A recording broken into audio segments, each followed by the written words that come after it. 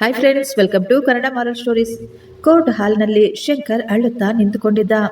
ಅವನು ಮಾಡಿದ ಅತಿ ದೊಡ್ಡ ತಪ್ಪು ಏನು ಅಂದ್ರೆ ತನ್ನ ತಂಗಿಯರನ್ನು ಅವನು ತುಂಬಾ ಪ್ರೀತಿ ಮಾಡಿದ್ದ. ತನ್ನ ಹೆತ್ತ ತಂದೆ ತಾಯಿಯನ್ನು ಪ್ರೀತಿಸಿ ಗೌರವಿಸಿ ಅವರಿಗೆ ಸೇವೆ ಮಾಡ್ತಿದ್ದ. ಅವನ ದೊಡ್ಡ ತಪ್ಪಾಗ್ಬಿಟ್ಟಿತ್ತು. ಅಕ್ಕ ತಂಗಿಯರ ಸಂತೋಷಕ್ಕಾಗಿ ಅವನು ಎಲ್ಲವನ್ನು ತ್ಯಾಗ ಮಾಡಿದ್ದ. ನನ್ನ ತಂಗಿಯರೇ ನನಗೆ ಎಲ್ಲವೂ ಅಂದುಕೊಂಡಿದ್ದ. ಆದರೆ ತಂಗಿಯರಿಗೆ ತವರು ಮನೆಗಿಂತ ಆಸ್ತಿಯೇ ಮುಖ್ಯವಾಗ್ಬಿಟ್ಟಿತ್ತು. ಈ ದಿನ ಆಸ್ತಿಗಾಗಿ ತಂಗಿಯರು ಅಣ್ಣನ ಮರ್ಯಾದೆ ಕಲಿತಾ ಇದ್ರು. ನಮ್ಮ ತಂದೆಯ ಸಾವಿಗೆ ಅಣ್ಣನೇ ಕಾರಣ ಎಂದು ಎಲ್ಲರ ಮುಂದೆ ಅಣ್ಣನನ್ನು ದೋಷಿಯಾಗಿ ನಿಲ್ಲಿಸಿದ್ರು. ಆಗ ಜಡ್ಜ್ ಸಾಹೇಬರು ಹೇಳ್ತಾರೆ, ಶಂಕರ್, ಹೆಣ್ಣು ಮಕ್ಕಳಿಗೆ ಕೂಡ ತಂದೆಯ ಆಸ್ತಿಯಲ್ಲಿ ಸಮಾನ ಹಕ್ಕಿದೆ. ನೀವು ನಿಮ್ಮ ಅಕ್ಕ ತಂಗಿಯರಿಗೆ ಅವರ ಭಾಗವನ್ನು ಕೊಡಲು ಯಾಕೆ ನಿರಾಕರಿಸ್ತಾ ಇದ್ದೀರಾ ಅಂದಾಗ ಶಂಕರ್ ಹೇಳ್ತಾನೆ, ಸರ್, ನಾನು ನಿಮ್ಮ ಮಾತನ್ನು ಒಪ್ಪಿಕೊಳ್ತೀನಿ. ಆದರೆ ನನ್ನ ಅಕ್ಕ ತಂಗಿಯರು ಕೇಳುತ್ತಿರುವ ಆ ಸ್ಥಳ ಮತ್ತು ಮನೆ, ಈ ಸ್ಥಳದಿಂದಲೇ ನಮ್ಮ ಜೀವನ ನಡೀತಾ ಇರೋದು. ನಮ್ಮ ಮನೆಯಲ್ಲಿ ನಾವು ಬದುಕ್ತಾ ಇರೋದು. ಹೆಣ್ಣು ಮಕ್ಕಳಿಗೆ ಕೂಡ ಆಸ್ತಿಯಲ್ಲಿ ಅಧಿಕಾರವಿದೆ ಅಂತ ನನಗೆ ಚೆನ್ನಾಗಿ ಗೊತ್ತು. ಆದರೆ ಅಧಿಕಾರದ ಜೊತೆ ಜವಾಬ್ದಾರಿ ಕೂಡ ನಿಭಾಯಿಸಬೇಕಲ್ವಾ? ಜವಾಬ್ದಾರಿಗಳು ಕೇವಲ ಮಗನಿಗೆ ಮಾತ್ರನಾ? ಹೆಣ್ಣು ಮಕ್ಕಳ ಪಾಲಿಗೆ ತವರಿನ ಜವಾಬ್ದಾರಿ ಬರೋದಿಲ್ವಾ ಅಂತ ಶಂಕರ್ ತುಂಬಾ ದುಃಖದಲ್ಲೇ ಕೇಳ್ತಾನೆ.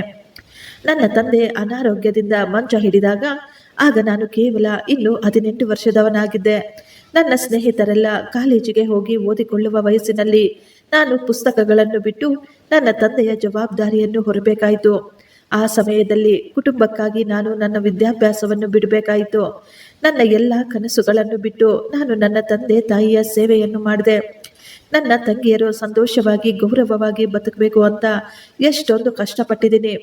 ತಂದೆಯ ಸ್ಥಾನದಲ್ಲಿ ನಿಂತು ಅವರನ್ನು ಚೆನ್ನಾಗಿ ಓದಿಸಿ ಅವರಿಗೆ ಮದುವೆ ಮಾಡಿ ಅತ್ತೆ ಮನೆಗೆ ಕಳಿಸ್ಕೊಟ್ಟಿದ್ದೀನಿ. ಅವರ ಮದುವೆಗೆ ಲಕ್ಷಾಂತರ ರೂಪಾಯಿ ಸಾಲವನ್ನು ಮಾಡಿದ್ದೀನಿ. ಅತ್ತೆ ಮನೆಯಲ್ಲಿ ನನ್ನ ತಂಗಿಯರು ಗೌರವವಾಗಿ ಬದುಕಬೇಕು ಅಂತ, ಯಾರು ಅವರನ್ನು ಬೆರಳೆತ್ತಿ ತೋರಿಸಬಾರದು ಅಂತ.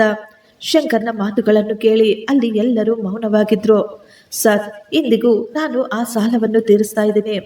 ಇವರು ಮಾರಾಟ ಮಾಡಬೇಕು ಅಂದುಕೊಳ್ಳುತ್ತಿರುವ ಆ ಹೊಲ ಗದ್ದೆಗಳು, ಆ ಮನೆ, ಅದು ಕೇವಲ ಒಂದು ಸ್ಥಳವಲ್ಲ. ಅದು ನನ್ನ ವಯಸ್ಸಾದ ತಾಯಿ ಮತ್ತು ನನ್ನ ಮಕ್ಕಳ ತಲೆಯ ಮೇಲಿರುವ ಸೂರು. ಇವುಗಳನ್ನು ಮಾರಾಟ ಮಾಡಿದರೆ ನನ್ನ ತಾಯಿ, ನನ್ನ ಹೆಂಡತಿ, ಮಕ್ಕಳನ್ನು ಕರೆದುಕೊಂಡು ನಾನು ಎಲ್ಲಿಗೆ ಹೋಗಬೇಕು, ಏನು ಮಾಡಬೇಕು ಅಂತ ಶಂಕರ್ ತುಂಬಾ ದುಃಖದಲ್ಲಿ ಕೇಳ್ತಾ ಇದ್ದ. ಆಗಲೇ ಶಂಕರ್ ಅವರ ತಂಗಿಯ ಕಡೆಯ ವಕೀಲರು ಹೇಳ್ತಾರೆ, ಶಂಕರ್ ಅವರು ತುಂಬಾ ಚೆನ್ನಾಗಿ ನಾಟಕ ಮಾಡ್ತಾ ಇದ್ದಾರೆ. ಇವರು ಯಾವುದಾದರೂ ಸಿನಿಮಾದಲ್ಲಿ ನಟಿಸಿದ್ರೆ ಇವರಿಗೆ ಆಸ್ಕರ್ ಅವಾರ್ಡ್ ಸಿಗ್ತಾ ಇತ್ತು. ಸರ್, ಇಷ್ಟೊತ್ತು ಇವರು ಹೇಳಿದ್ದೆಲ್ಲ ಕೇವಲ ಒಂದು ಕಟ್ಟುಕತೆ. ನಾನು ತುಂಬಾ ಅಮಾಯಕ, ನಾನು ದೊಡ್ಡ ತ್ಯಾಗಮೂರ್ತಿ ಅಂತ ಕಣ್ಣೀರ ಕತೆ ಹೇಳಿ ಎಲ್ಲರ ಸಹಾನುಭೂತಿ ಪಡೆಯಲು ಪ್ರಯತ್ನ ಪಡ್ತಾ ಇದ್ದಾನೆ ಈ ಶಂಕರ್. ಕತೆಗೂ ವಾಸ್ತವತೆಗೂ ತುಂಬಾ ಅಂತರವಿದೆ ಸರ್. ಇಷ್ಟಕ್ಕೂ ಈ ಶಂಕರ್ ಒಬ್ಬ ದೊಡ್ಡ ಮೋಸಗಾರ. ಇವನು ಸುಳ್ಳು ಹೇಳ್ತಾ ಇದ್ದಾನೆ. ನನ್ನ ತಂದೆಯ ಚಿಕಿತ್ಸೆಗೆ ಸಾಲ ಮಾಡಿದ್ದೀನಿ, ತಂಗಿಯರ ಮದುವೆಗೆ ಸಾಲ ಮಾಡಿದ್ದೀನಿ ಅಂತ ಹೇಳ್ತಾ ಇದ್ದಾನೆ. ಆದರೆ ಸತ್ಯ ಬೇರೆನೇ ಇದೆ. ಇವನು ಸಾಲ ಮಾಡಿರುವುದು ಇವನ ದುಶ್ಚಟಗಳಿಗಾಗಿ, ಇವನ ಮೋಜು ಮಸ್ತಿಗಾಗಿ. ರಾಮಪ್ಪ ಅವರು ಹುಷಾರಿಲ್ಲದೆ ಹಾಸಿಗೆ ಹಿಡಿದ ನಂತರ ಇವನು ತನ್ನ ತಂದೆಯ ಎಲ್ಲ ಅಧಿಕಾರವನ್ನು ಅವರಿಂದ ಕಸಿದುಕೊಂಡಿದ್ದಾನೆ. ಅವರ ಮನೆ, ಅವರ ಹೊಲ ಗದ್ದೆಗಳನ್ನು ತನ್ನ ಹತೋಟಿಗೆ ತೆಗೆದುಕೊಂಡಿದ್ದಾನೆ. ತಂಗಿಯರ ಮದುವೆಯ ನಂತರ ತಂದೆ ತಾಯಿಯ ಜೊತೆ ತುಂಬಾ ಕೆಟ್ಟದಾಗಿ ನಡೆದುಕೊಳ್ತಾ ಇದ್ದ. ಪಾಪ ಆ ವಯಸ್ಸಾದ ತಂದೆ ರಾಮಪ್ಪ ಅವರು ತಮ್ಮ ವಿಲ್ನಲ್ಲಿ ತಮ್ಮ ಹೆಣ್ಣು ಮಕ್ಕಳಿಗೂ ಪಾಲಿದೆ ಅಂತ ಬರೆಯಬೇಕು ಅಂದ್ಕೊಂಡಿದ್ರು. ಆದರೆ ಈ ಶಂಕರ್ ಆ ರೀತಿ ಆಗಲು ಬಿಡಲಿಲ್ಲ. ಇವನು ತನ್ನ ವಯಸ್ಸಾದ ಅನಾರೋಗ್ಯ ಪೀಡಿತ ತಂದೆಗೆ ಔಷಧಿಗಳನ್ನು ಸಹ ತಂದು ಕೊಡ್ತಾ ಇರಲಿಲ್ಲ. ಪ್ರತಿದಿನ ಅವರ ಮೇಲೆ ಕೂಗಾಡ್ತಾ ಇದ್ದ. ಅವರನ್ನು ಸರಿಯಾಗಿ ನೋಡಿಕೊಳ್ತಾನೂ ಇರಲಿಲ್ಲ. ಈ ಮಾತುಗಳನ್ನೆಲ್ಲ ಕೇಳಿ ಶಂಕರ್ ಜೋರಾಗಿ ಕಿರ್ಚುತ್ತಾನೆ, ಇಲ್ಲ ಇಲ್ಲ, ಇವರು ಹೇಳ್ತಾ ಇರೋದೆಲ್ಲ ಸುಳ್ಳು, ಇವರು ಸುಳ್ಳು ಹೇಳ್ತಾ ಇದ್ದಾರೆ ಅಂತ. ವಕೀಲರು ಜೋರಾಗಿ ಹೇಳ್ತಾ ಇದ್ರು, ನಾನು ಹೇಳ್ತಾ ಇರೋದೆಲ್ಲ ಸತ್ಯ. ಅಷ್ಟು ಮಾತ್ರವಲ್ಲ, ಈ ಶಂಕರ್ ಹೇಳ್ತಾ ಇದ್ದಾರೆ ಇವರ ಅಕ್ಕ ತಂಗಿಯರ ಮದುವೆಗೆ ತುಂಬಾ ಅದ್ದೂರಿಯಾಗಿ ಮಾಡಿದ್ದೀನಿ ಸಾಲ ಸೋಲ ಮಾಡಿ ಅಂತ. ಆದ್ರೆ ಅದು ಶುದ್ಧ ಸುಳ್ಳು. ಇವರ ಮದುವೆಯಲ್ಲಿ ಖರ್ಚು ಮಾಡಿದ ಎಲ್ಲ ದುಡ್ಡು ರಾಮಪ್ಪನವರು ಆರೋಗ್ಯದಿಂದ ಇರುವಾಗಲೇ ಕೂಡಿಟ್ಟಂತಹ ಹಣದಿಂದ ಮಾಡಿರುವುದು. ಈ ಶಂಕರ್ ಸಾಲ ಮಾಡಿ ಮಾಡಿದ್ದಲ್ಲ. ಈ ಶಂಕರ್ 1 ರೂಪಾಯಿ ಕೂಡ ತನ್ನ ತಂಗಿಯರ ಮದುವೆಗೆ ಖರ್ಚು ಮಾಡಿಲ್ಲ. ಶಂಕರ್ ಕೇವಲ ತನ್ನ ತಂಗಿಯರ ಅಧಿಕಾರವನ್ನು ಅವರಿಂದ ಕಿತ್ತುಕೊಂಡು ಎಲ್ಲವನ್ನು ಇವನೊಬ್ಬನೇ ಅನುಭವಿಸಬೇಕು ಅಂತ ಇದನ್ನೆಲ್ಲ ಮಾಡ್ತಾ ಇದ್ದಾನೆ ಅಂತ ಹೇಳ್ತಾರೆ. ಆಗಲೇ ಶಂಕರ್ ಕಡೆಯ ವಕೀಲರು ಎದ್ದು ನಿಂತು ಹೇಳ್ತಾರೆ, ಸರ್, ನೀವು ಕೋರ್ಟಿನಲ್ಲಿರುವ ಇವರುಗಳನ್ನು ನೀವೇ ಗಮನಿಸಬಹುದು. ಶಂಕರ್ ಹೇಗಿದ್ದಾರೆ ನೋಡಿ. ಅವರ ಮಕ್ಕಳು ಸರ್ಕಾರಿ ಶಾಲೆಯಲ್ಲಿ ಓದ್ತಾ ಇದ್ದಾರೆ. ಅದರ ಕಾಗದ ಪತ್ರಗಳು ಇಲ್ಲಿವೆ. ಮತ್ತು ಶಂಕರ್ ಅವರ ತಂಗಿಯರು ರಾಗಿಣಿ ಮತ್ತು ರಮ್ಯಾ, ಇವರಿಬ್ಬರನ್ನು ನೀವೇ ನೋಡಬಹುದು. ಇವರು ಎಷ್ಟೊಂದು ಶ್ರೀಮಂತರಾಗಿದ್ದಾರೆ ಅಂತ ಇವರನ್ನು ನೋಡಿದ್ರೇನೆ ಗೊತ್ತಾಗುತ್ತೆ ಇವರು ಶ್ರೀಮಂತರ ಮನೆಯ ಹೆಣ್ಣು ಮಕ್ಕಳು ಅಂತ ಹೇಳಿ. ಇವರ ಮಕ್ಕಳು ಕೂಡ ದೊಡ್ಡ ದೊಡ್ಡ ಕಾನ್ವೆಂಟ್ಗಳಲ್ಲಿ ಓದ್ತಾ ಇದ್ದಾರೆ, ದೊಡ್ಡ ದೊಡ್ಡ ಗಾಡಿಗಳಲ್ಲಿ ಓಡಾಡ್ತಾರೆ. ಆಗಲೇ ರಾಗಿಣಿ ಅವರ ಲಾಯರ್ ಹೇಳ್ತಾರೆ, ನಮಗೆ ಸ್ವಲ್ಪ ಸಮಯ ಕೊಡಿ ಸರ್, ನಾವು ಖಂಡಿತ ಸಾಬೀತು ಮಾಡ್ತೀವಿ. ಈ ಶಂಕರ್ ಒಬ್ಬ ಸುಳ್ಳುಗಾರ, ಇವನೊಬ್ಬ ಮೋಸಗಾರ ಅಂತ. ಇವನು ತನ್ನ ತಂದೆಯನ್ನು ಎಷ್ಟೊಂದು ನರಕ ತೋರಿಸಿದ್ದಾನೆ, ಅವರಿಗೆ ಎಷ್ಟೊಂದು ನೀಚವಾಗಿ ನೋಡ್ಕೊಂಡಿದ್ದಾನೆ ಅಂತ. ಈ ಮಾತುಗಳನ್ನು ಕೇಳಿ ಶಂಕರ್ನ ನಿಂತ ನೆಲವೇ ಕುಸಿದ ಹಾಗಾಗ್ಬಿಟ್ಟಿತ್ತು. ಅವನು ಅಲ್ಲೇ ಕುಸಿದು ಕೆಳಗಡೆ ಬಿದ್ದು ಬಿಟ್ಟಿದ್ದ. ಯಾವ ತಂದೆಯನ್ನು ಅವನು ತನ್ನ ಕಣ್ಣ ರೆಪ್ಪೆ ಹಾಗೆ ಕಾಪಾಡಿ ನೋಡ್ಕೊಂಡಿದ್ನೋ, ತನ್ನ ತಂದೆ ಅನಾರೋಗ್ಯದಲ್ಲಿ ಮಂಚದ ಪಾಲಾಗಿದ್ರೆ ಅವರ ಎಲ್ಲ ಸೇವೆ ಮಾಡಿದ್ನೋ, ಅಂತಹ ತಂದೆಯನ್ನು ತಾನು ನರಕ ತೋರಿಸಿ ಕೊಂದಿದ್ದಾನೆ ಎನ್ನುವ ಆರೋಪ ಅವನಿಂದ ಸಹಿಸಿಕೊಳ್ಳಲಾಗಲಿಲ್ಲ. 1 ತಿಂಗಳ ನಂತರ ಮತ್ತೆ ಕೋರ್ಟಿನ ತಾರೀಕು ಬಂದಾಗ ಎಲ್ಲರೂ ಕೋರ್ಟ್ಗೆ ಹೋಗ್ತಾರೆ. ಆ ದಿನ ರಾಗಿಣಿ ಅವರ ವಕೀಲರು ಸಾಕ್ಷಿಗಳನ್ನು ಕರೆದುಕೊಂಡು ಬಂದಿದ್ರು. ಆ ವ್ಯಕ್ತಿಯನ್ನು ನೋಡಿ ಶಂಕರ್ ಒಂದು ಕ್ಷಣ ಶಾಕ್ ಆಗಿದ್ದ. ಯಾಕೆಂದರೆ ಆ ವ್ಯಕ್ತಿ ಬೇರೆ ಯಾರೂ ಅಲ್ಲ, ಅವರು ಶಂಕರ್ ಅವರ ಪಕ್ಕದ ಮನೆಯ ಸುಂದರ ಮೂರ್ತಿ ಅವರೇ ಆಗಿದ್ರು. ಶಂಕರ್ ಅವರ ಮನೆಯ ಬಳಿ ಕಟ್ಟುತ್ತಿದ್ದ ಹಸುಗಳು, ಅವುಗಳ ಸಗಣಿ ವಾಸನೆ ಸುಂದರ ಮೂರ್ತಿಯವರಿಗೆ ಸ್ವಲ್ಪ ಕೂಡ ಇಷ್ಟವಾಗ್ತಿರ್ಲಿಲ್ಲ. ಅವರು ಎಷ್ಟೋ ಬಾರಿ ಇದರಿಂದ ಗಲಾಟೆಗಳನ್ನು ಸಹ ಮಾಡಿಕೊಂಡಿದ್ರು. ಈ ದಿನ ಸುಂದರ ಮೂರ್ತಿಯವರು ಶಂಕರ್ ವಿರುದ್ಧವಾಗಿ ಸುಳ್ಳು ಸಾಕ್ಷ್ಯ ಹೇಳಲು ಕೋರ್ಟಿಗೆ ಬಂದಿದ್ರು. ಸುಂದರಮೂರ್ತಿ ಹೇಳ್ತಾರೆ, ಸರ್, ನಾವು ಶಂಕರ್ ಅವರ ಮನೆಯ ಪಕ್ಕದಲ್ಲೇ ಇರೋದು. ಸುಂದರಮೂರ್ತಿ ಕೋರ್ಟ್ನಲ್ಲಿ ಹೇಳ್ತಾ ಇದ್ದ, ಈ ಶಂಕರ್ ಇವನು ನೋಡಲು ಸಾಧಾರಣ ವ್ಯಕ್ತಿಯ ರೀತಿ ಕಾಣಿಸ್ತಾನೆ, ಆದ್ರೆ ಇವನು ಎಷ್ಟು ಒಳ್ಳೆಯವನಂತೆ ಕಾಣಿಸ್ತಾನೋ ಅಷ್ಟು ಒಳ್ಳೆಯವನಲ್ಲ. ನಾನು ನನ್ನ ಕಣ್ಣಾರೆ ಎಷ್ಟೋ ಬಾರಿ ನೋಡಿದ್ದೀನಿ. ಇವನು ತನ್ನ ಅನಾರೋಗ್ಯ ಪೀಡಿತ ತಂದೆಯನ್ನು ತಮ್ಮ ಮನೆಯ ಕತ್ತಲ ಕೋಣೆಯಲ್ಲಿ ಕೂಡಿ ಹಾಕ್ತಾ ಇದ್ದ. ತಮ್ಮ ಅನಾರೋಗ್ಯ ಭರಿತ ತಂದೆಗೆ ಔಷಧಿಗಳನ್ನು ಸಹ ತಂದು ಕೊಡ್ತಾ ಇರಲಿಲ್ಲ. ಪಾಪ, ಹುಷಾರಿಲ್ಲದ ಇವರ ತಾಯಿ ಅವರ ಗಂಡಸನ ಸೇವೆಗಳನ್ನು ಮಾಡ್ತಾ ಇದ್ರು. ಆದರೆ ಇವನು ಯಾವಾಗಲೂ ಎಂಜಾಯ್ ಮಾಡಿಕೊಂಡು ಜೀವನ ಕಳೀತಾ ಇದ್ದ. ಇವನಿಗೆ ಕೇವಲ ದುಡ್ಡು ಮಾತ್ರ ಮುಖ್ಯವಾಗ್ಬಿಟ್ಟಿತ್ತು. ಇವನಿಗೆ ಯಾವ ಸಂಬಂಧಗಳು ಮುಖ್ಯವಾಗಿರ್ಲಿಲ್ಲ. ಸುಂದರಮೂರ್ತಿಯವರ ಈ ಮಾತುಗಳನ್ನು ಕೇಳಿ ಶಂಕರ್ಗೆ ಏನು ಹೇಳಬೇಕೋ ಅರ್ಥವಾಗಲಿಲ್ಲ. ಅವನು ಶಾಕ್ನಿಂದ ಹಾಗೆಯೇ ಕುಳಿತುಕೊಂಡಿದ್ದ. ಸುಂದರಮೂರ್ತಿ ಅವರು ಹೇಳ್ತಾರೆ, ಸರ್, ಒಂದು ದಿನ ರಾತ್ರಿ ಪಾಪ ರಾಮಪ್ಪನವರು ತುಂಬಾ ಕೆಮ್ತಾ ಇದ್ರು. ತಂದೆಯ ಕೆಮ್ಮಿನ ಶಬ್ದದಿಂದ ಇವನಿಗೆ ನಿದ್ದೆ ಬರಲಿಲ್ವಂತೆ. ಇವನು ಅವರ ತಂದೆಯ ಮೇಲೆ ಜೋರಾಗಿ ಕೂಗಾಡ್ತಾ ಇದ್ದ. ಅವರನ್ನ ಬೈತಾ ಇದ್ದ, ಅಪ್ಪ, ನೀವು ಇನ್ನೂ ಎಷ್ಟು ಅಂತ ಇದೇ ರೀತಿ ಕೆಮ್ತಾ ಇರ್ತೀರಾ? ನಿಮ್ಮ ಕೆಮ್ಮಿನಿಂದ ನನಗೆ ನಿದ್ದೆ ಎಲ್ಲ ಹಾಳಾಗಿ ಹೋಗ್ತಾ ಇದೆ. ನೀವು ಯಾವಾಗ ಸಾಯ್ತಿರೋ ಆವಾಗಲೇ ನಮಗೆ ಈ ಮನೆಗೆ ನೆಮ್ಮದಿ ಶಾಂತಿ ಸಿಗೋದು. ನಿಮ್ಮಿಂದ ಅದೆಷ್ಟೊಂದು ದುಡ್ಡು ಖರ್ಚಾಗ್ತಾ ಇದೆ ಅಂತ ನಿಮಗೆ ಗೊತ್ತಾ ಅಂತ ಹೇಳಿ ಜೋರಾಗಿ ಕೂಗಾಡ್ತಾ ಇದ್ದ. ಈ ಮಾತುಗಳನ್ನೆಲ್ಲ ನಾವೇ ಖುದ್ದಾಗಿ ಕೇಳಿಸ್ಕೊಂಡಿದ್ದೀವಿ ಅಂತ ಹೇಳ್ತಾರೆ. ಆಗ ರಮ್ಯಾ ಅವರ ವಕೀಲರು ಹೇಳ್ತಾರೆ, ಯಾವುದಾದರೂ ಮನೆಯಲ್ಲಿ ಏನು ನಡೀತಾ ಇದೆ ಎಂದು ಆ ಮನೆಯ ಕೆಲಸಗಾರರಿಗೆ ಮತ್ತು ಅಕ್ಕಪಕ್ಕದ ಮನೆಯವರಿಗೆ ಮಾತ್ರ ಗೊತ್ತಾಗೋದು. ಇವರಿಗೂ ಮತ್ತು ಶಂಕರ್ ಅವರಿಗೂ ಯಾವುದೇ ರೀತಿಯ ಅನುಬಂಧಗಳಿಲ್ಲ, ಜಗಳಗಳಿಲ್ಲ. ಸುಂದರಮೂರ್ತಿ ಅವರಿಗೆ ಶಂಕರ್ ಮೇಲೆ ಸುಳ್ಳು ಹೇಳುವ ಅವಶ್ಯಕತೆ ಕೂಡ ಇಲ್ಲ. ಇವರು ಹೇಳುತ್ತಿರುವ ಪ್ರತಿಯೊಂದು ಮಾತು ಸತ್ಯ. ಈ ಶಂಕರ್ ತಮ್ಮ ತಂದೆಯನ್ನು ತುಂಬಾ ಹೀನಾಯವಾಗಿ ನೋಡ್ಕೊಂಡಿದ್ದಾನೆ. ಅವರಿಗೆ ತುಂಬಾ ಕಾಟ ಕೊಟ್ಟಿದ್ದಾನೆ. ಈಗ ತಮ್ಮ ತಂಗಿಯರ ಅಧಿಕಾರವನ್ನು ಕಸಿದುಕೊಳ್ಳಲು ಇಷ್ಟೊಂದು ದೊಡ್ಡ ಪ್ಲಾನ್ ಮಾಡ್ತಾ ಇದ್ದಾನೆ ಅಂತ ಹೇಳಿದ್ರು.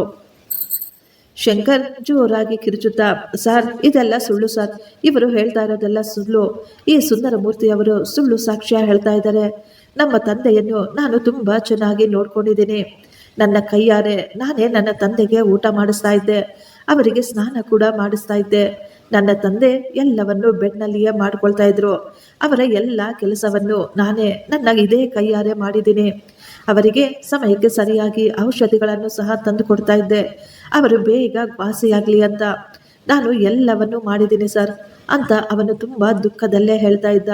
ಆದರೆ ಅವನ ಸತ್ಯ ಸುಂದರಮೂರ್ತಿಯವರ ಸುಳ್ಳಿನ ಮುಂದೆ ನಿಂತುಕೊಳ್ಳಲಿಲ್ಲ. ಸುಂದರಮೂರ್ತಿ ಹೇಳ್ತಾರೆ, ಸಾಯೋದಕ್ಕಿಂತ ಮೊದಲು ರಾಮಪ್ಪ ಅವರು ವಿಲ್ ಮಾಡಬೇಕು ಅಂದುಕೊಂಡಿದ್ರು. ಹೆಣ್ಣು ಮಕ್ಕಳಿಗೂ ಕೂಡ ಸಮಾನವಾಗಿ ಹಂಚಬೇಕು ಅಂದುಕೊಂಡಿದ್ರು. ಆದರೆ ಈ ಶಂಕರ್ ಅವರನ್ನು ಆ ರೀತಿ ಮಾಡಲು ಬಿಡಲಿಲ್ಲ. ಇವನು ತುಂಬ ಯೋಚಿಸಿ ಮೊದಲೇ ಎಲ್ಲವನ್ನು ಪ್ಲಾನ್ ಮಾಡಿದ್ದ ಅಂತ ಹೇಳ್ತಾರೆ. ಈಗ ಜಡ್ಜ್ ಸಾಹೇಬರು ಶಂಕರ್ನನ್ನು ನೋಡಿ ಕೇಳಿದ್ರು, ನಿಜವಾಗಿಯೂ ನೀವು ನಿಮ್ಮ ತಂದೆಯ ಕೊನೆಯ ದಿನಗಳಲ್ಲಿ ಇವರೆಲ್ಲರೂ ಹೇಳುತ್ತಿರುವ ಹಾಗೆ ಅವರಿಗೆ ಅಷ್ಟೊಂದು ಕಷ್ಟ ಮತ್ತು ಪಾಠವನ್ನು ಕೊಟ್ಟಿದ್ರೆ ಅವರ ಆಸ್ತಿಯಲ್ಲಿ ನಿನ್ನ ಅಧಿಕಾರವನ್ನು ಮರೆತು ಹೋಗು. ಅವರ ಆಪಾದನೆ ಏನಾದರೂ ಸಾಬೀತಾದರೆ ನಿನ್ನ ಮೇಲೆ ಇನ್ನೊಂದು ಹೊಸ ಕೇಸ್ ಹಾಕಬೇಕಾಗಿ ಬರುತ್ತದೆ ಎಂದು ಹೇಳುತ್ತಾ ಆ ದಿನದ ಕೇಸನ್ನು ಅಲ್ಲಿಗೆ ಮುಕ್ತಾಯ ಮಾಡಲಾಯಿತು. ಈಗ ಶಂಕರ್ಗೆ ಏನು ಮಾಡಬೇಕೋ ಅರ್ಥವಾಗದೆ ತಲೆ ಮೇಲೆ ಕೈ ಹೊತ್ತುಕೊಂಡು ಅಲ್ಲೇ ಕುಳಿತುಕೊಂಡಿದ್ದ. ಆ ದಿನ ಸಾಯಂಕಾಲ ಶಂಕರ್ ಹೊಲದಿಂದ ಇನ್ನೂ ಮನೆಗೆ ವಾಪಸ್ ಬಂದಿರಲಿಲ್ಲ. ಮನೆಯಲ್ಲಿ ಶಾರದಮ್ಮ ಮತ್ತು ಸೊಸೆಯಾದ ಶಾಂತಿ ಇಬ್ಬರೇ ಕುಳಿತುಕೊಂಡಿದ್ರು. ಶಾಂತಿ ತಮ್ಮ ಅತ್ತೆಯ ಕಾಲುಗಳಿಗೆ ಎಣ್ಣೆ ಹಚ್ಚಿ ಮಸಾಜ್ ಮಾಡ್ತಾ ಇದ್ಲು. ಆಗಲೇ ಯಾರೋ ಅವರ ಮನೆಗೆ ಬಂದು ಬಾಗಿಲು ತಟ್ಟತಾ ಇದ್ರು. ಅವರು ಕೋರ್ಟ್ನಿಂದ ಬಂದಂತಹ ಒಬ್ಬ ಅಧಿಕಾರಿಯಾಗಿದ್ರು. ಜಡ್ಜು ಸಾಹೇಬರು ಮನೆಯ ಪರಿಸ್ಥಿತಿಯ ಬಗ್ಗೆ ಮತ್ತು ಶಂಕರ್ ಅವರ ವಯಸ್ಸಾದ ತಾಯಿಯನ್ನು ವಿಚಾರಿಸಿ ಎಲ್ಲ ಮಾಹಿತಿಯನ್ನು ಕಳೆ ಹಾಕಿ ಕೋರ್ಟಿಗೆ ತಿಳಿಸಬೇಕು ಅಂತ ಗುಪ್ತವಾಗಿ ಒಬ್ಬ ಅಧಿಕಾರಿಯನ್ನು ಶಂಕರ್ ಅವರ ಮನೆಗೆ ಕಳುಹಿಸಿಕೊಟ್ಟಿದ್ರು. ಬಂದಂತಹ ಆ ವ್ಯಕ್ತಿ ತನ್ನನ್ನು ತಾನು ಒಬ್ಬ ವಕೀಲರು ಅಂತ ಪರಿಚಯಿಸಿಕೊಳ್ತಾರೆ. ಅವರು ಹೇಳಿದ್ರು, ಶಂಕರ್ ಅವರು ಕೇಸ್ನ ಬಗ್ಗೆ ನನ್ನ ಬಳಿ ಮಾತನಾಡಲು ಬಂದಿದ್ರು. ಆದ್ದರಿಂದಲೇ ಈ ಕೇಸಿನ ಸತ್ಯತೆಯನ್ನು ತಿಳಿದುಕೊಳ್ಳಲು ನಾನೇ ನೇರವಾಗಿ ನಿಮ್ಮ ಮನೆಗೆ ಬಂದಿದ್ದೀನಿ ಅಂತ. ಶಾಂತಿ ಅವರನ್ನು ಮನೆಯೊಳಗೆ ಆಹ್ವಾನಿಸಿ ಅವರನ್ನು ಕುಳಿತುಕೊಳ್ಳಲು ಹೇಳ್ತಾರೆ.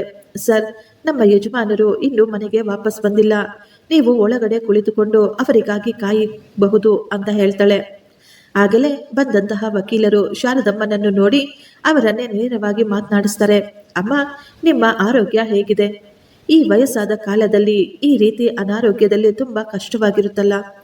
ಆಗ ಶಾರದಮ್ಮ ನಗುತ್ತಾ ಹೇಳಿದ್ರು, ವಯಸ್ಸಾದ ಮೇಲೆ ಕಷ್ಟ ಇದ್ದೇ ಇರುತ್ತೆ.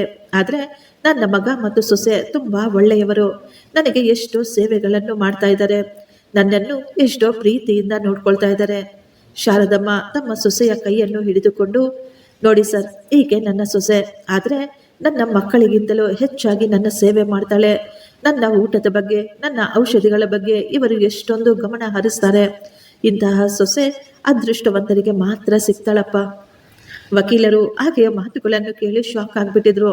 ಆದರೆ ಅವರು ಏನನ್ನು ತೋರಿಸಿಕೊಳ್ಳದೆ ಸೈಲೆಂಟ್ ಆಗಿ ತಮ್ಮ ಡೈರಿಯಲ್ಲಿ ಎಲ್ಲವನ್ನು ಬರೆದುಕೊಳ್ಳುತ್ತಾ ಅವರ ಮಾತುಗಳನ್ನು ರೆಕಾರ್ಡ್ ಮಾಡ್ಕೊಳ್ತಾ ಇದ್ರು. ಆಗಲೇ ಹಾಲಿನಲ್ಲಿ ಇದ್ದ ರಾಮಪ್ಪನ ಫೋಟೋವನ್ನು ನೋಡ್ತಾರೆ. ಇವರು ಶಂಕರ್ ಅವರ ತಂದೆನಾ ಅಂತ ಕೇಳ್ತಾರೆ ವಕೀಲರು. ಆಗ ಶಾರದಮ್ಮನವರು, ಹೌದು ಸರ್, ಇವರು ನಮ್ಮ ಯಜಮಾನರು, ಶಂಕರ್ ಅಪ್ಪ. ತುಂಬ ಸಮಯವಾಯಿತು ಇವರು ತೀರಿಕೊಂಡು. ಶಾರದಮ್ಮ ಹೇಳ್ತಾರೆ, ಸಾಯುವ ಮೊದಲು ನಮ್ಮ ಯಜಮಾನರಿಗೆ ತುಂಬ ಅನಾರೋಗ್ಯವಿತ್ತು. ಅವರ 2 ಕಿಡ್ನಿಗಳು ಹಾಳಾಗೋಗಿದ್ವು. ಅವರು ಸುಮಾರು 5 ವರ್ಷ ಬೆಡ್ನಲ್ಲಿಯೇ ಮಲಗಿದ್ರು. ನಮ್ಮ ಯಜಮಾನರು ತುಂಬ ಕಷ್ಟಪಟ್ಟರು ಆ ದಿನಗಳಲ್ಲಿ. ಆ ಸಮಯದಲ್ಲಿ ಶಂಕರ್ ತನ್ನ ತಂದೆಯನ್ನು ಎಷ್ಟೊಂದು ಚೆನ್ನಾಗಿ ನೋಡಿಕೊಂಡ. ಅವರ ಬಳಿಯೇ ಕುಳಿತುಕೊಂಡು ಅವರ ಎಲ್ಲ ಕೆಲಸವನ್ನು ಪಾಪ ಅವನೇ ಮಾಡ್ತಾ ಇದ್ದ. ಆಸ್ಪತ್ರೆಗಳಿಗೂ ಓಡಾಡಿ ಅವರಿಗೆ ಚಿಕಿತ್ಸೆಯನ್ನು ಕೊಡಿಸ್ತಾ ಇದ್ದ. ತನ್ನ ತಂದೆಯನ್ನು ಉಳಿಸಿಕೊಳ್ಳಲು ಆ ಮಗು ತುಂಬ ಕಷ್ಟಪಟ್ಟ. ಪಾಪ ಅವನು ಮೊದಲು ತನ್ನ ತಂದೆಗೆ ಎಲ್ಲ ಸೇವೆ ಮಾಡ್ತಾ ಇದ್ದ. ಈಗ ನನ್ನ ಸೇವೆಯನ್ನು ಕೂಡ ಮಾಡ್ತಾ ಇದ್ದಾನೆ. ಅವನ ಜೀವನದಲ್ಲಿ ದೇವರು ಅವನಿಗೆ ಕೇವಲ ಸೇವೆ ಮಾಡುವುದನ್ನೇ ಬರೆದು ಕಳಿಸಿದ್ದಾನೆ ಅನಿಸುತ್ತೆ. ಅವರಿಗೆ ಗೊತ್ತಾಗದಂತೆ ವಕೀಲರು ಪ್ರತಿಯೊಂದು ಮಾತುಗಳನ್ನು ಸಹ ರೆಕಾರ್ಡ್ ಮಾಡಿಕೊಳ್ತಾ ಇದ್ರು. ಎಲ್ಲ ಮಾತುಗಳನ್ನು ಕೇಳಿಸಿಕೊಂಡ ವಕೀಲರು ಹೇಳ್ತಾರೆ, ಅಮ್ಮ, ಶಂಕರ್ ನಿಜವಾಗಿಯೂ ಅಷ್ಟೊಂದು ಒಳ್ಳೆಯವನಾಗಿದ್ರೆ ಅವನ ಸ್ವಂತ ತಂಗಿಯರು ಯಾಕೆ ಅವನ ಮೇಲೆ ಕೇಸ್ ಹಾಕಿದ್ದಾರೆ? ಈ ಮಾತುಗಳನ್ನು ಕೇಳಿ ಶಾರದಮ್ಮನ ಕಣ್ಣುಗಳಲ್ಲಿ ನೀರು ಹಾಕ್ಕೊಂಡು ಹೇಳ್ತಾರೆ, ಏನು ಹೇಳಬೇಕು ಮಗ ನಿನಗೆ? ಈಗಿನ ಕಾಲದಲ್ಲಿ ಜನ ಸಂಬಂಧಗಳನ್ನು ಬೇಡ ಅಂದುಕೊಬಿಟ್ಟಿದ್ದಾರೆ. ಸಂಬಂಧಿಗಳಿಗಿಂತ ದುಡ್ಡ ಮುಖ್ಯ ಅಂದುಕೊಳ್ತಾ ಇದ್ದಾರೆ. ನಮ್ಮ ಯಜಮಾನರಿಗೆ ಹುಷಾರಿಲ್ಲದಿದ್ದಾಗ ನನ್ನ ಮಗನಿಗೆ ಇನ್ನೂ ಕೇವಲ 18 ವರ್ಷವಾಗಿತ್ತು ಅಷ್ಟೆ. ಅವನು ತುಂಬ ಚೆನ್ನಾಗಿ ಓದ್ಕೊಳ್ತಾ ಇದ್ದ. ಆದರೆ ಮನೆಯ ಪರಿಸ್ಥಿತಿಗೆ ಅವನು ತನ್ನ ವಿದ್ಯಾಭ್ಯಾಸವನ್ನು ಬಿಟ್ಟುಬಿಟ್ಟು ಅವನ ಎಲ್ಲ ಕನಸುಗಳನ್ನು ಬಿಟ್ಟುಬಿಟ್ಟ. ನನ್ನ ತಂಗಿಯರು ಓದ್ಕೋಬೇಕು ಅಂತ ಅವನು ಅಂದುಕೊಂಡ. ಅವನು ತನ್ನ ತಂಗಿಯರ ಮದುವೆಯನ್ನು ಗೌರವವಾಗಿ ಅದ್ದೂರಿಯಾಗಿ ಮಾಡಬೇಕು ಅಂತ ರಾತ್ರಿ ಹಗಲು ಆ ಹೊಲದಲ್ಲಿ ಕಷ್ಟಪಡ್ತಾ ಇದ್ದ. ರಾತ್ರಿ ಹಗಲು ಎನ್ನದೆ ಆ ದನು ಕರುಗಳನ್ನು ಕಾಯ್ತಾ ಇದ್ದ. ಇಬ್ಬರು ಅಕ್ಕ ತಂಗಿಯರ ಮದುವೆಗೆ ಅವನು ತಲಾ ಸುಮಾರು 15 ಲಕ್ಷದವರೆಗೂ ಖರ್ಚು ಮಾಡಿದ್ದಾನೆ. ನನ್ನ ಮಾತನ್ನು ಸಹ ಲೆಕ್ಕಿಸದೆ ಸಾಲ ಮಾಡಿ ಅವರ ಮದುವೆ ಮಾಡಿದ್ದಾನೆ. ಈ ದಿನ ಸಾಲಗಾರನಾಗ್ಬಿಟ್ಟಿದ್ದಾನೆ. ಅವನು ಹೇಳ್ತಾ ಇದ್ದ, ನನ್ನ ತಂಗಿಯರು ಅವರ ಅತ್ತೆ ಮನೆಯಲ್ಲಿ ಗೌರವವಾಗಿ ಬದುಕಬೇಕು, ಯಾರು ಅವರನ್ನು ಒಂದು ಮಾತು ಕೂಡ ಅನ್ಬಾರ್ದು ಅಂತ. ಅಷ್ಟು ಮಾತ್ರವಲ್ಲ, ಮದುವೆ ಮಾಡಿ ಕಲಿಸಿದ ಮೇಲೂ ಅವನು ಅವರಿಗಾಗಿ ಎಷ್ಟೊಂದು ಮಾಡಿದ್ದಾನೆ. ನನ್ನ ಮಗಳು ಅವರ ಮಗುವಿನ ಆಸ್ಪತ್ರೆಯ ಖರ್ಚಿಗಾಗಿ ದುಡ್ಡು ಕೇಳಿದಾಗ ಪಾಪ ಈ ನನ್ನ ಸೊಸೆನೆ ಅವಳ ತವರು ಮನೆಯಿಂದ ತಂದಂತಹ ಒಡವೆಗಳನ್ನು ಮಾರಿ ನನ್ನ ಮಗಳ ಮಕ್ಕಳಿಗಾಗಿ ದುಡ್ಡನ್ನು ಕೊಟ್ಟು ಬಿಟ್ಟಿದ್ಲು. ನನ್ನ ಅಳಿಯಂದರಿಗೆ ಅವರ ಬಿಸ್ನೆಸ್ನಲ್ಲಿ ನಷ್ಟ ಬಂದಾಗ ನನ್ನ ಮಗನೇ ಸಾಲ ಮಾಡಿ ಅವರಿಗೆ ಕೂಡ ದುಡ್ಡು ಕೊಟ್ಟಿದ್ದ. ಆ ಸಾಲದ ಕಂತುಗಳು ಇನ್ನೂ ಕಟ್ತಾನೇ ಇದ್ದಾನೆ. ಅಷ್ಟು ಮಾತ್ರವಲ್ಲಪ್ಪ, ಈಗ ನನ್ನ ಆರೋಗ್ಯಕ್ಕಾಗಿ ಕೂಡ ಎಷ್ಟೊಂದು ದುಡ್ಡು ಖರ್ಚು ಮಾಡ್ತಾ ಇದ್ದಾನೆ ಅವನು. ಆದರೆ ನನ್ನ ಹೆಣ್ಣು ಮಕ್ಕಳು ಒಂದು ಸಾರಿ ಕೂಡ ಅಮ್ಮ ನೀನು ಸತ್ತಿದೀಯಾ ಬದುಕಿದೀಯಾ ಅಂತ ಕೇಳೋಕೆ ಸಹ ಬರಲಿಲ್ಲ. ಆದರೆ ಈ ದಿನ ಆಸ್ತಿಯಲ್ಲಿ ನಮಗೆ ಹಕ್ಕು ಬೇಕು ಅಂತ ಬಂದಿದ್ದಾರೆ. ಶಾರದಮ್ಮ ಅಳುತ್ತಾ ಕೈ ಜೋಡಿಸಿ ವಕೀಲರನ್ನು ಕೇಳ್ಕೊಳ್ತಾಳೆ, ಸರ್ ದಯವಿಟ್ಟು ನನ್ನ ಮಗನನ್ನು ಕಾಪಾಡಿ. ಅವನು ತುಂಬ ಒಳ್ಳೆಯವನು, ತುಂಬ ಅಮಾಯಕ. ಅವನಿಗೆ ಮೋಸ ಮಾಡೋದು ಅಂದರೆ ಏನು ಅಂತಾನೆ ಗೊತ್ತಿಲ್ಲ. ತನ್ನ ತಂಗಿಯರನ್ನು ಅವನು ತುಂಬ ಪ್ರೀತಿ ಮಾಡ್ತಾನೆ. ಅವರ ವಕೀಲರ ಕೈಯಿಂದ ಅವನಿಂದ ಗೆಲ್ಲಲು ಸಾಧ್ಯವಿಲ್ಲ. ಈ ಮನೆ ಅವನಿಂದ ಕಿತ್ತುಕೊಂಡರೆ ನಾವು ಎಲ್ಲಿ ಹೋಗಬೇಕು? ದಯವಿಟ್ಟು ನಮಗೆ ನಮ್ಮ ಮನೆಯನ್ನು ಉಳಿಸಿಕೊಡಿ, ನನ್ನ ಮಗನಿಗೆ ನ್ಯಾಯ ಕೊಡಿಸಿ ಅಂತ ಕೇಳ್ಕೊಳ್ತಾ ಇದ್ರು. ಆಗ ವಕೀಲರು ಹೇಳ್ತಾರೆ, ಅಮ್ಮ ನೀವು ಕೈ ಜೋಡಿಸಬೇಡಿ, ಸತ್ಯ ಯಾವತ್ತಿದ್ದರೂ ಗೆದ್ದೆ ಗೆಲ್ಲುತ್ತೆ, ನೀವು ಧೈರ್ಯವಾಗಿರಿ, ಎಲ್ಲ ಸರಿ ಹೋಗುತ್ತದೆ ಅಂತ ಹೇಳಿ ವಕೀಲರು ಅಲ್ಲಿಂದ ಹೊರಟೋಗ್ತಾರೆ. ವಕೀಲರು ಈ ಎಲ್ಲ ರಿಪೋರ್ಟ್ಗಳನ್ನು ಬರೆದುಕೊಂಡಿದ್ದಂತಹ ಡೈರಿಯನ್ನು ವಾಯ್ಸ್ ರೆಕಾರ್ಡ್ ಮಾಡಿದ್ದಂತಹ ಎಲ್ಲವನ್ನು ಕೋರ್ಟಿನಲ್ಲಿ ಕೊಟ್ಟಿದ್ರು. ಈ ಎಲ್ಲವನ್ನು ನೋಡಿ ಜಡ್ಜ್ ಸಾಹೇಬರು ತೀರ್ಪನ್ನು ಬರೆದುಕೊಳ್ತಾರೆ. ಆ ದಿನ ಕೋರ್ಟಿನಲ್ಲಿ ಶಂಕರ್ ತಲೆ ಬಗ್ಗಿಸಿಕೊಂಡು ನಿಂತ್ಕೊಂಡಿದ್ದ ಅಪರಾಧಿಯಂತೆ. ಆ ದಿನ ಶಂಕರ್ ಹೇಳ್ತಾನೆ, ಸರ್ ನನ್ನ ತಂಗಿಯರು ಏನು ಕೇಳ್ತಾ ಇದ್ದಾರೋ ಅದೆಲ್ಲವನ್ನು ನಾನು ಅವರಿಗೆ ಕೊಡಲು ಸಿದ್ಧನಿದ್ದೇನೆ. ಇನ್ನು ನನ್ನಿಂದ ಇದೆಲ್ಲವನ್ನು ಸಹಿಸಿಕೊಳ್ಳೋದಕ್ಕೆ ಆಗೋದಿಲ್ಲ. ಈ ಕೋರ್ಟಿನ ಸುತ್ತಲೂ ಅಲೆದಾಡಲು ನನ್ನಿಂದ ಸಾಧ್ಯವಿಲ್ಲ. ವಕೀಲರಿಗೆ ದುಡ್ಡು ಕೊಡಲು ಸಹ ನನ್ನ ಬಳಿ ಇನ್ನು ಏನು ಉಳಿದಿಲ್ಲ. ನಾವಿರುವ ಮನೆ ಜಮೀನು ಎಲ್ಲವನ್ನು ನಾನು ಇವರ ಹೆಸರಿನ ಮೇಲೆ ಬರೆಯಲು ಸಿದ್ಧನಿದ್ದೇನೆ. ನನ್ನನ್ನು ನೆಮ್ಮದಿಯಾಗಿ ಬದುಕಲು ಬಿಟ್ಟು ಬಿಡಿ ಅಂತ ಕೇಳ್ಕೊಳ್ತಾನೆ ಶಂಕರ್. ಅಣ್ಣನ ಈ ಮಾತುಗಳನ್ನು ಕೇಳಿದ ತಕ್ಷಣ ರಾಗಿಣಿ ಮತ್ತು ರಮ್ಯಾ ಇಬ್ಬರಿಗೂ ತುಂಬ ಸಂತೋಷವಾಗಿಬಿಡುತ್ತೆ. ಅವರಿಬ್ಬರು ಕೋರ್ಟಿನಲ್ಲೇ ನಾವು ಗೆದ್ದು ಬಿಟ್ವಿ ಅಂತ ತುಂಬ ಸಂತೋಷ ಪಡ್ತಾರೆ. ಆಗಲೇ ಜಡ್ಜ್ ಅವರು ಹೇಳ್ತಾರೆ, ಹೋದ ವಾರವೇ ನಾನು ಈ ಕೇಸ್ನ ಬಗ್ಗೆ ಎಲ್ಲ ಸತ್ಯತೆಯನ್ನು ತಿಳಿದುಕೊಳ್ಳಲು ಪರ್ಸನಲ್ ಆಗಿ ಒಬ್ಬ ವಕೀಲರನ್ನು ನೇಮಿಸಿದೆ. ಅವರಿಂದ ನನಗೆ ಈ ಕೇಸ್ನ ಬಗ್ಗೆ ಒಂದು ಇನ್ಫಾರ್ಮೇಶನ್ ಸಿಕ್ಕಿದೆ. ನಮಗೆ ಗೊತ್ತಾಗಿದೆ, ರಮ್ಯಾ, ರಾಗಿಣಿ ಮತ್ತು ಅವರ ವಕೀಲರು ಈ ಕೋರ್ಟಿನಲ್ಲಿ ಸುಳ್ಳು ವಾದವನ್ನು ಮಂಡಿಸಿದ್ದಾರೆ. ಸುಳ್ಳು ಸಾಕ್ಷ್ಯವನ್ನು ಹೇಳಲು ಜನರನ್ನು ಕರೆಸಿ ಸುಳ್ಳು ಹೇಳಿಸಿದ್ದಾರೆ ಅಂತ. ನಮ್ಮ ಅಣ್ಣ ಎಲ್ಲವನ್ನು ಕಸಿದುಕೊಂಡಿದ್ದಾನೆ, ನಮಗೆ ಮೋಸ ಮಾಡಿದ್ದಾನೆ ಎಂದು ಆರೋಪಿಸಿದ್ರು. ಆದರೆ ಶಂಕರ್ ಎಂತಹ ಮನುಷ್ಯ ಎನ್ನುವುದು ಈ ದಿನ ಈ ಕೋರ್ಟಿಗೆ ಗೊತ್ತಾಗಿದೆ. ಈ ಮಾತುಗಳನ್ನು ಕೇಳಿ ಅಲ್ಲಿದ್ದವರೆಲ್ಲ ಒಂದು ಕ್ಷಣ ಶಾಕ್ ಆಗಿದ್ರು. ಶಂಕರ್ ಕೂಡ ಆಶ್ಚರ್ಯವಾಗಿ ನೋಡ್ತಾ ಇದ್ದ. ಅವನಿಗೆ ಕೂಡ ಗೊತ್ತಾಗ್ಲಿಲ್ಲ ಇಷ್ಟಕ್ಕೂ ಇದೆಲ್ಲ ಯಾವಾಗ ನಡೀತು ಅಂತ. ಜಡ್ಜ್ ಸಾಹೇಬರ್ ಮುಂದೆ ಹೇಳಕ್ಕೆ ಶುರು ಮಾಡ್ತಾರೆ, ಈ ಕಾಲದಲ್ಲಿ ಮಕ್ಕಳು ತಮ್ಮ ವಯಸ್ಸಾದ ತಂದೆ ತಾಯಿಯನ್ನು ಭಾರ ಅಂದುಕೊಂಡು ವೃದ್ಧಾಶ್ರಮದಲ್ಲೋ ಆಸ್ಪತ್ರೆಯ ಹೊರಗೋ ಬಿಟ್ಟು ಬರ್ತಾರೆ. ಈ ರೀತಿ ಇರಬೇಕಾದ್ರೆ ತಮ್ಮ ವಯಸ್ಸಾದ ಅನಾರೋಗ್ಯ ಪೀಡಿತ ತಂದೆ ತಾಯಿಯನ್ನು ಈ ಶಂಕರ್ ಮತ್ತು ಅವನ ಹೆಂಡತಿ ಎಷ್ಟೋ ನಿಷ್ಠೆಯಿಂದ ಅವರ ಸೇವೆ ಮಾಡ್ತಾ ಇದ್ದಾರೆ. ಆದ್ದರಿಂದ ಈ ಶಂಕರ್ ಅವರ ತಂಗಿಯರಾದ ರಾಗಿಣಿ ಮತ್ತು ರಮ್ಯಾ ಇವರಿಬ್ಬರಿಗೂ ಆಸ್ತಿಯಲ್ಲಿ ಯಾವುದೇ ರೀತಿಯ ಅಧಿಕಾರವಿರುವುದಿಲ್ಲ. ಈ ಮಾತನ್ನು ಕೇಳಿದ ಕೋರ್ಟ್ ಹಾಲ್ನಲ್ಲೇ ಎಲ್ಲರೂ ಶಾಕ್ ಆಗಿಬಿಟ್ಟಿದ್ರು.